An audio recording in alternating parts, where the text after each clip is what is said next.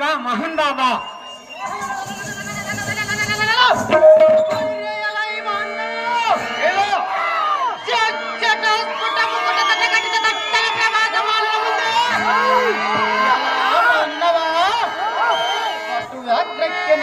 ಕೋಟಿ ಪೌರುಷದ ಎದುರಲ್ಲಿ ನಿಂತುಕೊಂಡು ನಿಕಟವಾಗಿ ಕಲಂಗಳನ್ನು ಜೋಡಿಸಿ ಈ ನಟ ವಿಲಾಸ ನಮ್ ದಾರಂದು ಕೇಳುವ ನೀನು ದಾವರೇ ಬಟ ದೇವ ನಾವು ದಾರಂದು ಕೇಳಿದೀಯಾ?